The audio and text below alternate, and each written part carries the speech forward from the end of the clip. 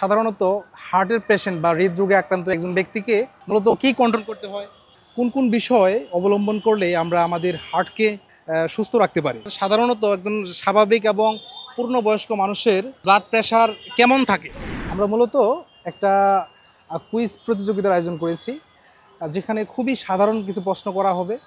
যে প্রশ্নের উত্তর দিতে পারবে তাকে আমরা একটি হার্টের বই গিফট করা হবে আর কি। তো আপনি কি প্রস্তুত আছেন? আচ্ছা আচ্ছা, বলেন তো আমরা কোন কোন বিষয় অবলম্বন করলে আমরা আমাদের হার্টকে সুস্থ রাখতে পারি, আর চারটি উপায় বলুন। আমরা দেখা যায় সকালবেলা হাঁটাচলা করলে আপনার হার্টকে ভালো রাখতে পারি। তারপরে গ্রামের কিছু বনজ ওষুধ আছে, সেগুলো সেবন করলে হার্টকে ক্লিয়ার রেঞ্জ রাখতে পারি। তারপরে ডাক্তারের পরামর্শ দ্বারা ওষুধ খাইলে ক্লিয়ার রেঞ্জ রাখতে পারি। এটা কি আপনার মন গড়া বললেন নাকি এটা আসলে জানেন আপনি? আমি যতটুকু জানি আমার মন থেকে। কিন্তু আপনার উত্তর কিন্তু সঠিক হয়নি।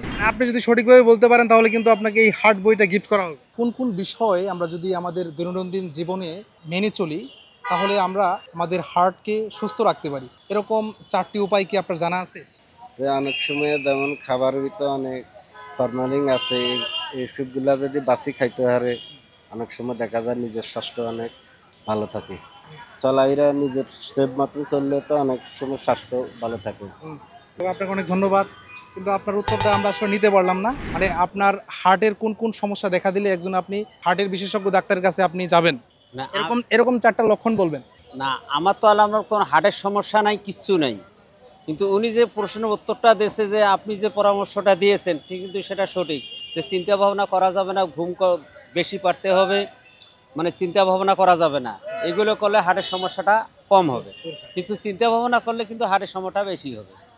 কিন্তু সব সময় মিলেমিশে থাকতে হবে, হাসি খুশির মধ্যেই থাকতে হবে, তাহলে আপনার ওই হার্টের সমস্যাটা হবে না।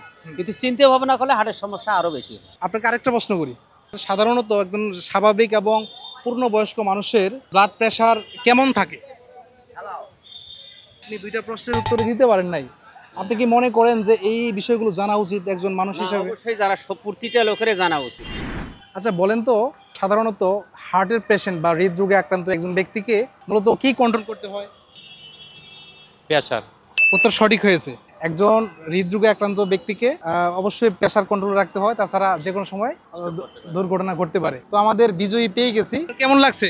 জি ভালো, আলহামদুলিল্লাহ। অনেক ডায়াবেটিক্সের পেশেন্ট বা হার্টের পেশেন্ট কিভাবে তার লাইফস্টাইল পরিচালনা হবে, কিভাবে চলবে, কোন লাইফস্টাইল অবলম্বন করলে তার সুস্থতা পুরোপুরিভাবে নিশ্চিত হবে, সেই বিষয়গুলো আমরা বই আকারে প্রকাশ করেছি। এই বইটার মূল্য হচ্ছে আপনার 550 টাকা। মানে আপনি কি জানেন যে হার্টের বিষয়ে এরকম স্পেসিফিক বই পাওয়া যায়? না, আগে জানতাম না।